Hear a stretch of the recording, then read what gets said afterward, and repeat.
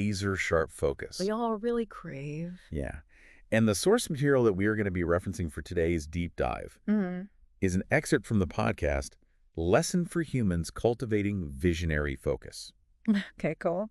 And so I think just jumping right into it, Uh-huh. this podcast references the incredible focus of an eagle and how it is able to lock onto its prey from miles away, Oh, ignoring all distractions. yeah, that's pretty impressive. That's amazing. So how do we Do that as humans. Well, I think that the eagle analogy is really interesting because it highlights this point that to achieve remarkable clarity and dedication. We need to set a clear goal Yeah. and resist getting sidetracked. Right. Just like the eagle has a singular purpose when it's hunting, we too can apply that principle to our goals. Absolutely. And I think that's where we run into trouble. Because it's so easy to get sidetracked, like you were saying. You know, our phones ding with notifications. We're constantly bombarded with information. Emails. Social media.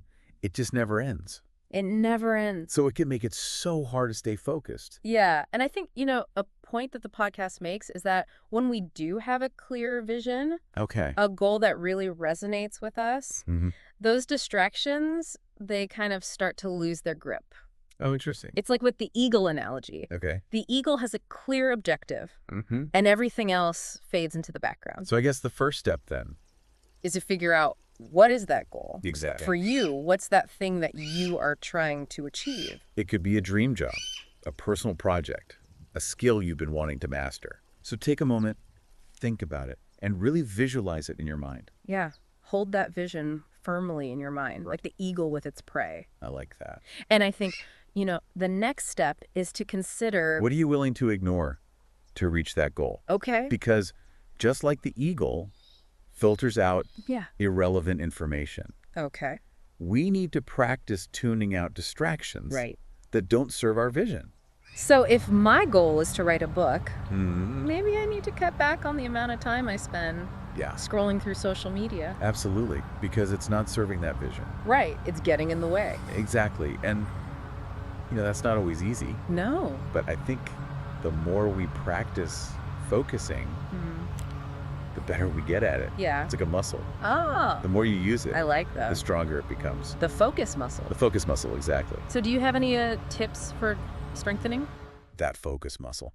There's this technique called the Pomodoro technique. Oh, yeah, I've heard of that. You familiar with it?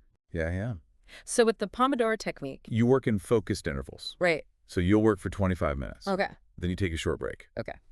So it's like, Kind of tricking your brain into focusing. it's a way to train your brain to concentrate Okay. for set periods of time. And to avoid burnout. Gotcha. Yeah. It's amazing how much, even just like setting a timer, Can really make a difference. it really can. I remember when I was learning to play guitar, my mind would wander all over the place. Oh, yeah. But when I started using the Pomodoro technique, It was like my fingers could finally keep up with my brain. yeah, I think it's fascinating how focus can work in different ways too. Oh, how so? So, we've been talking about this eagle analogy Mm-hmm. and how it emphasizes singular focus. Right, laser focus. Laser focus.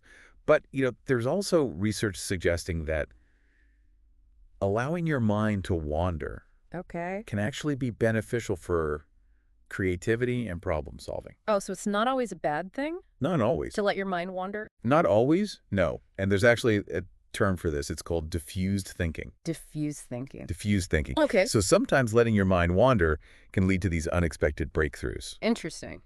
But I think it's about finding that balance. Okay.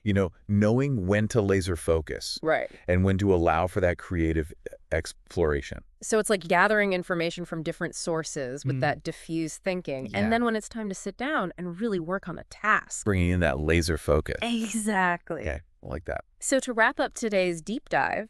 I'd like you to consider, Okay. how can you apply these different aspects of focus? To your own goals. Mm-hmm. What changes can you make in your daily life to minimize distractions and stay on track? I think that's a really important question for all of us to consider. Maybe start by visualizing that goal, Yeah, and then think about what's one small step you can take today. to move towards it with a little bit more focus.